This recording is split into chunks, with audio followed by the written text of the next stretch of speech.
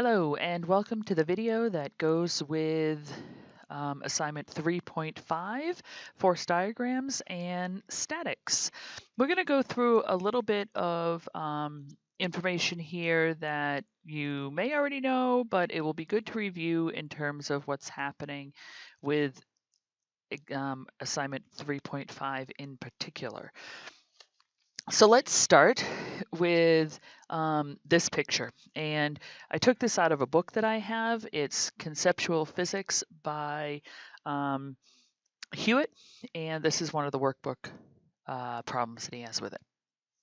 So we have little Nellie Newton. She wants to be a gymnast and she hangs from a variety of positions shown. She is not accelerating. So this is important to keep in mind here that she is not accelerating. And so because she's not accelerating, her net force is 0. So I don't know if we had talked about this in detail before, but one thing that I wanted to make sure you understood is that net force means the total force. And it is often symbolized with the sum of the forces equaling 0. This symbol here is a sigma. It means net. Other times it will be written like that with F's of net. But either way, the net force, the total force in this particular page is 0 because there's no acceleration. And what this means is that the upward pull of the rope equals the downward pull of gravity. She weighs 300 newtons. So the question is, what does the scale weigh in each time? Well, if we start with this first one where she's hanging on one rope with one scale, her whole body is there, so that would say that it has a weight of 300 newtons. She moves over to a trapeze bar and she's hanging on with 2, so her weight is now going to be distributed. Some of it's going to go up that rope and some of it's going to go up that rope. So in this case, each one of her scales is now going to read half of her weight, or 150 newtons. And it continues like this here. She puts a third scale in rather, and so here each of these only has a reading of 100 newtons because her weight is going to be equally distributed. Now she changes around, and rather than having 2 scales next to each other, she has 2 scales in series here. And these 2 scales are still all holding up. They're both holding up her entire weight, so they will both say 300 newtons. Now over here, this is one that a lot of people get confused on. She's hanging on one scale, but if we look right here, she's also holding on to the top of a building of some sort or a bar of some sort. So this is equivalent to the one that is above, because all of her weight is no longer hanging off of the ring. So here, this would read 150 newtons. Over here, she's added a couple of pulleys on it so she can move up and down, but nonetheless, it still is her on one rope, so here it is still 300 newtons. So as long as there is static equilibrium, meaning that there is no acceleration, meaning that all of the forces are 0, the net force is 0, her weight pulling down should equal what the total is going up. If we look at number 2, we have Burl the painter. He stands exactly in the middle of his scaffold. The left scale reads 300, so what does the right scale read? The right scale would be Burl and the staging, the scaffolding that he's on. Well, if there's 600 on this side and he's exactly in the middle, there must be 600 here as well. And in that case, 600 and 600 means the net force going up would be 1200 newtons, because his weight and the scaffold's weight have to be added together. Now we look over here, he stands farther from the left, so the left only reads 400. The total weight is still the same, so if there's only 400 on the left side, that means there must be 800 on the right side.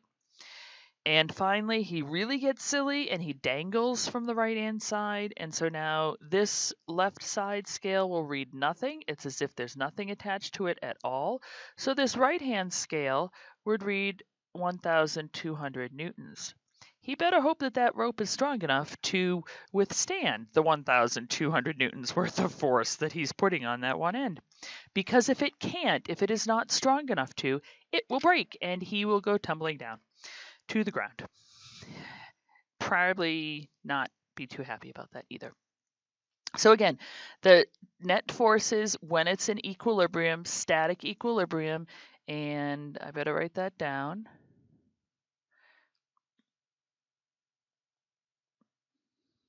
Static equilibrium means no acceleration. And oftentimes we confuse this by saying that they're not moving at all, but it doesn't have to be true. They could be moving at a constant speed. It means that there's no acceleration, and again, that the net force is 0. Let's look at some other situations where we are going to apply this to some force diagrams so we can have a better understanding of what things are looking like in terms of the assignment for 3-5. So we'll say goodbye to Nellie and Burl for the moment. We have another page here. In each case, a rock is acted on by one or more forces. Using a pencil and a ruler, well, I'm not going to use a pencil and a ruler, but we're going to do it pretty close to accurate here. Draw an accurate vector diagram showing all forces acting on the rock and no other forces. The first two cases are done as examples. The parallelogram rule in case 2 shows that vector sum of A plus B equals the opposite of W. And I'm going to talk about that in just a second. Do the same for cases 3 and 4. Draw and label vectors for the weight and the normal force, normal support forces in cases 5 to 10, and for appropriate forces in cases 11 and 12. So let's think about this for a minute and what they're talking about. Here, we just have a rock that's hanging there. So its weight is going to be, in number 1 here, its weight is going to be equal to the tension. So the weight is equal to the tension. So their lengths of the arrows should be the same, and they should be in opposite directions. Now here in number 2, A is at an angle. And what they mean by the parallelogram rule is, think about how you could look at this angle. If angle A is being pulled, you're pulling up at an angle here, which they call A. We can say, well, really, that's as if we can make a parallelogram around it. And we can say, all right, well, if that's the parallelogram, then we have part of this A force going upwards, which I'm just going to call A in the Y direction.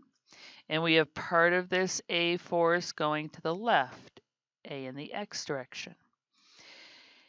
If this rock in number 2 is in static equilibrium, that means that AX must be equal to the size of B.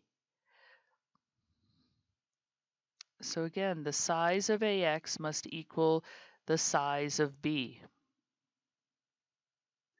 because it's staying there. Similarly, the size of AY should be equal to the size of W. Now they're in opposite directions, so technically, because I said size here, this is taken into account, but if I don't take size here, I would have to say that AY is equal to a negative W because it's in the opposite direction, and AX is equal to a negative B. Again, because they're in opposite directions. So let's look at number 3. In number 3, we know we have a weight going down. So now we need to have two tension forces rather going up, one on each string.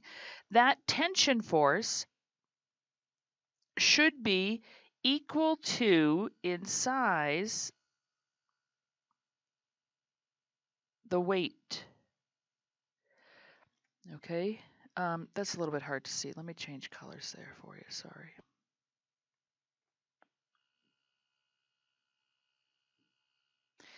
So that angle, that force there is the equivalent of what we're looking for in the two tensions. Well, how do we get that then? We know that this is centered. It appears to be centered here. So I can draw my parallelogram down. I can say, oh, okay, so that means that that's the same as a force here that I'm going to call A. And there's going to be another force here that I'm going to call B. So in this case, the blue-yellow center arrow that goes straight up is the sum of A and B, and together they cancel out W. Okay, that one gets a little bit trickier because you have to draw in the parallelogram yourself. Now, if we look at number 4 over here, number 4 is a little bit different because the angle is not the same. The rock is not at the center. So if we, again, draw the weight going down, then we know that there needs to be an equivalent weight, equivalent force of weight going up so that it stays where it is. And in order for that to happen, we have to have, again, draw the parallelogram. And here you can see that A is significantly bigger than B is because the y's have to be such that they add up to cancel out with W.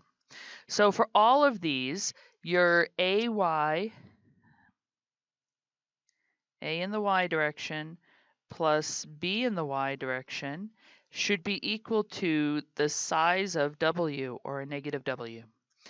Similarly, your A in the x direction, well, wait a minute. Similarly, there's no x part of weight. Weight goes straight down. So because of that, that means that the amount of force in the x direction for A must be equal to the amount of force in the B in the x direction. So they should be the same size, opposite directions.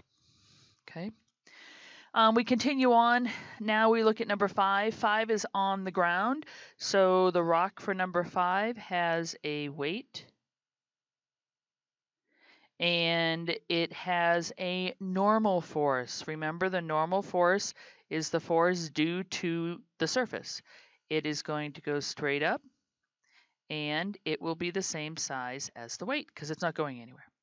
Similarly here, sliding with a constant speed without friction. Because it is without friction, it has no force left or right because it's already moving.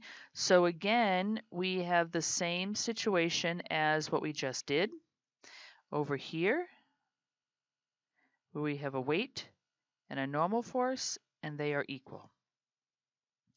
Now in this case, we have deceleration due to friction.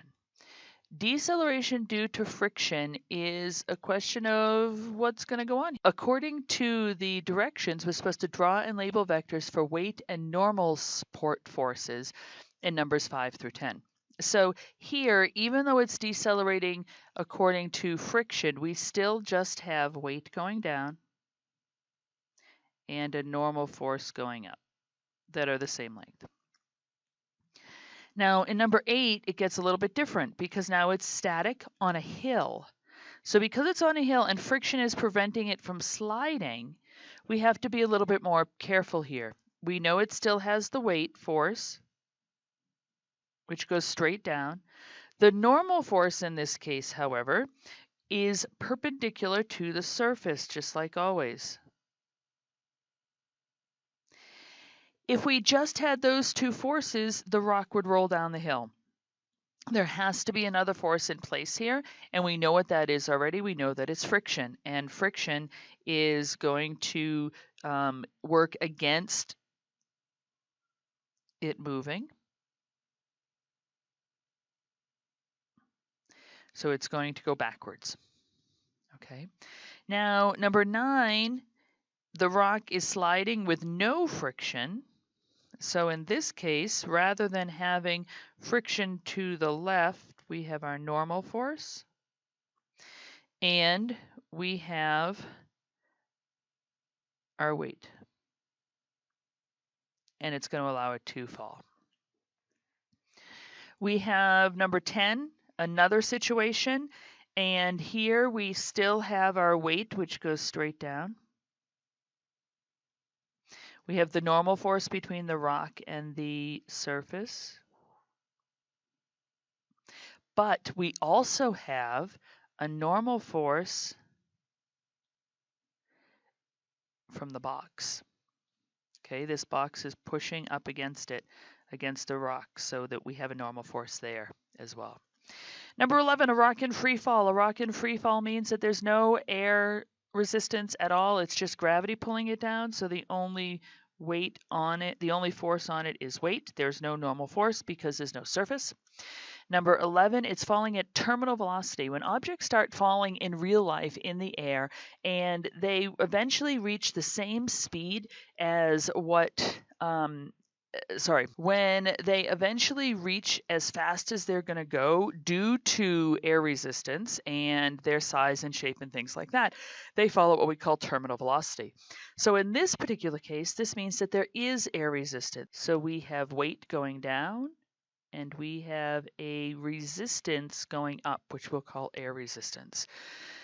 So here we have a whole bunch of different examples of where you can draw free body diagrams. You can draw these force diagrams with different scenarios, and you can see how their angles all change if we just look at weight and the normal force or the static force of tension.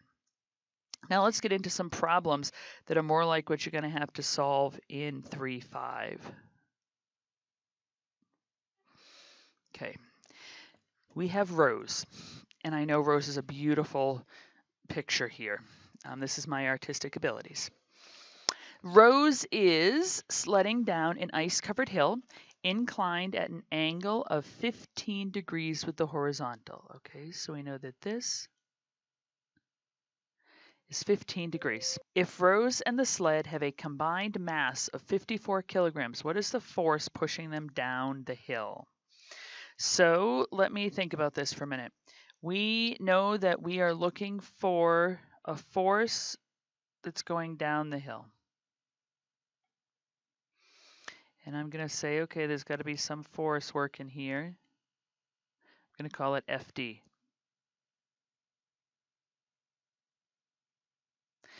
And we also know that she has weight because she has a mass. So I'm going to, again, call that W, but I'm going to be a little bit more specific here when I put some stuff in. So let's see, we've got weight.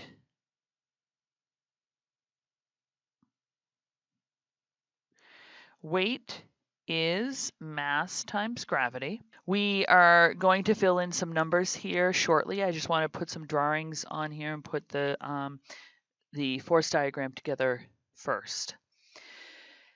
The other thing that we also have here, because she is on a hill and because there is contact between the sled and the surface of the hill, is that there is a normal force. And the normal force is going to, again, go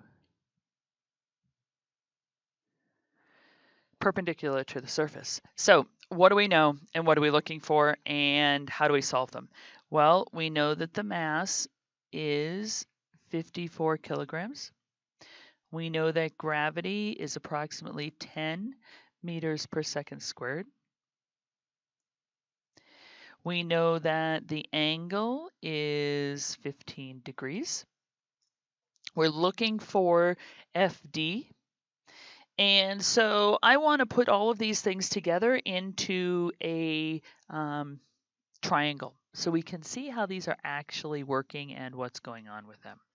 So I'm going to say, all right, well, let's see. I like to turn my axes. So if I turn my axes, then I have a normal force going up. I have my FD going to the right, and I have my weight going this way. And keep in mind that my weight is going to be at an angle of 15 degrees.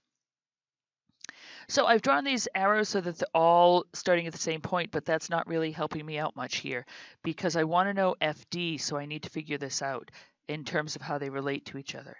So I have my normal force here.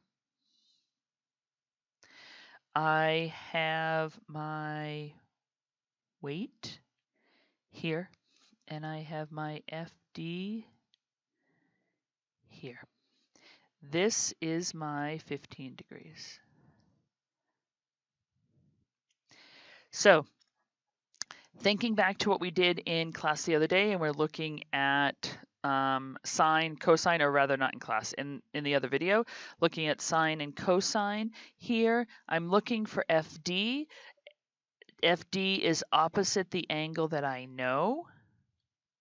So that means I'm looking at sine. So keeping in mind that sine theta is opposite over hypotenuse, then I can say that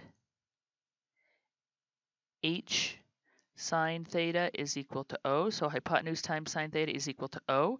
My hypotenuse is the weight of my of Rose and the sled, and weight is 54 times 10, because remember, weight is equal to mg. I have it written up here already. So mass times gravity times the sine of 15 degrees will give me my opposite, which is FD. And when I plug those numbers in, I end up with 140 newtons is the downward force that is being used to pull the sled down the hill. Now, the fact that this is an ice-covered hill means that we can assume that there is no friction. With there not being any friction, then all of this h sine theta, this 540 sine 15, is a downward force that is going to cause the sled to accelerate. However, if there was friction, then some of that downward force would be used to go against friction, and it would not be going as fast as she is. Okay, so here's another problem done where we have information. It doesn't appear that we have all the information we need, but if we look carefully at what we have, then we notice that we have it all. We're looking for the downward force. We need the weight to do that. We know the mass, we know gravity, we know the angle. So from there, assuming that you get all of your forces drawn correctly, you're good to go. Let's do one more problem. At an art auction, Whitney has acquired a painting that now hangs from a nail on her wall, as shown below. If the painting has a mass of a 12.6 kilograms, what is the tension in each side of the wire supporting the painting? So what is the tension? Well, tension is due to the weight of the painting. So the tension is going up like this. We know that there is weight going down, and we want to find out what is the tension. I'm going to call the one on the left T1, the one on the right T2. Because it says that this angle up here is 90 degrees, that means that it is centered along the center of the painting, which means that T1 is equal to T2. So there's the same tension in both of the paintings. so each wire only, in both of the wires, so each wire only has to support half of the weight. So what we need to figure out then is looking at some trig to figure out the tension in the wire and to figure out how that is affected by the angle. So let's again look what we're given. We're given that the mass is 12.6 kilograms. We know that gravity is 10 meters per second squared. We don't know what weight is. And we don't know what the tension is. So the first thing that we want to do is we want to find out the weight. Remember, weight is equal to mg. So 12.6 times 10 is 126 newtons. Because the weight is 126 newtons, that means that T1 and T2 both have to hold or share the 126 newtons. Okay, so the weight is shared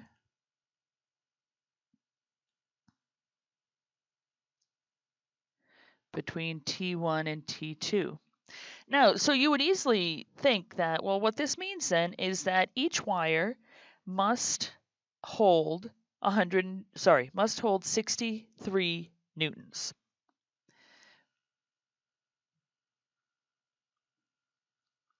So each wire holds half, or 63 newtons, but they're not holding it straight up. So we can't think about it as just being the 63 newtons. Instead, you can say that, well, if I look here and I think about this being the opposite of the weight, the total amount here is 126. So 63 and 63. So if I look at the angles, let's say for the left part of this setup, we have the tension force here. We have 45 degrees. We have our half of the weight of 63 newtons. And that is what we need to figure out. We need to figure out that T. So in this case, if we have this angle of 45 degrees being the top and we're looking for the hypotenuse, and we have the 63 newtons over here, then we need to use cosine. The cosine of theta, remember, is adjacent over hypotenuse. So in this case, cosine theta is equal to 63 over the tension. We are looking for tension, remember. So tension is 63 over cosine theta, which is 63 over cosine of 45. Plug that into your calculators, and you get approximately 89 newtons. So each wire holds the painting up with a tension or force of 89 newtons. The reason that it's not just 63 newtons is because it's acting at an angle. So it's not only holding up 63 newtons, but it also is being, it's counteracting this pressure against it from outwards. So if we go back to the original picture here, it's fighting against a vertical weight. The tension is working against a vertical weight, as well as it's also fighting against this pressure that the two wires have applied to the corners of the painting. Okay, so here's an example of how you come up with the tension from something that's hanging. Now in worksheet 3.5, they ask you to come up with equations. What's the equation for this situation? What's the equation for that situation? Well, the equation for the different situations is either a combination of the vectors that you're adding together, or like here we had the equation that T1 is equal to T2, and that here we got cosine theta is 63 over t, And technically the equation wouldn't have the 63 in it. Technically it would say the force in the y direction or the weight in the y direction or half the weight in the y direction. Okay, so you would end up with an equation there that goes along with it. So when you are solving these types of equations, types of problems, you have to make sure that first and foremost you understand what equilibrium means, and that it means that the total force or the net force is equal to 0. Second thing you have to understand is that you can make equations. Like here's one of those equations, two of those equations that I was talking about that they may ask you to make. That the force of A in the y direction plus the force of B in the y direction is equal to the negative amount of weight. Negative because it's in the opposite direction. And I will write that little note over here that it's negative because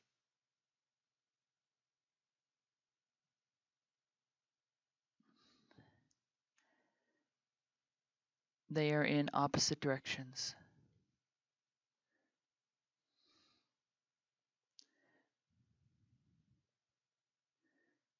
So when the worksheet asks you to write the equation, it's this sort of thing on the right-hand side here that they're talking about.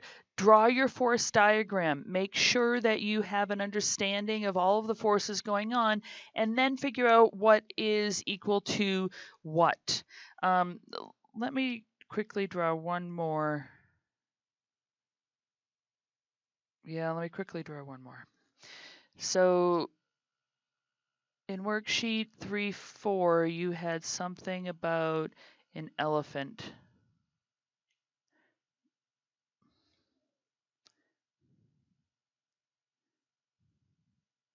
I know he's a beautiful elephant, isn't he? I suppose his trunk needs to be longer, but that's okay. So there's our elephant, and he's standing on a hill. Let's say that the hill is 20 degrees. And we want to know how much friction must there be on the hill in order for him to stay there. So we want to know what the force of friction is. Well, we would have to know a few things about this elephant in order to be able to figure this out. First of all, we have to know the weight. Secondly, we have to then know the normal force. To be able to figure this out, again, I'm going to redraw this so that the normal force is going up, the weight's going at an angle. We have our force of friction going this way, we know that. And remember, I want to know what is the force of friction. I'm not really interested in what the normal force is, or in fact what the total weight of the elephant is, but I need that to be able to figure out what the force of friction is. So to write the equation for this, I would want to say that, I would want to remember that the forces in the x direction have to be equal and the forces in the y direction have to be equal. So I make myself a little note and say, okay, in the y, going up is, I'm going to say going up is positive, so my normal force has to be equal to the y component of the weight. So it is going to be equal to a negative y component of the weight. Remembering that weight is mass times gravity, and remembering that this is really now at an angle here, in a triangle, then the weight in the y direction is really a negative mass times gravity times the cosine of 20 degrees is what the normal force is. And that's the type of equation that they're looking for. They may, then the next part here is what about in the x direction? Well, in the x direction, I have the weight in the x direction, and I have my force of friction. So force of friction is a negative weight in the x direction. Again, negative because they're in opposite directions. The weight in the x direction is going to be the mass times gravity times the sine of theta. So the equation for the x components would be force of friction equals mg sine theta.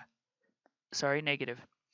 The y direction would be that the normal force is equal to negative mg cosine 20. So I took this one a little bit further and I made it 20, which I could certainly do. So the force of friction is equal to a negative mg sine 20. Okay, either one of these is fine for the equations, and you could have a theta over here too if you want to.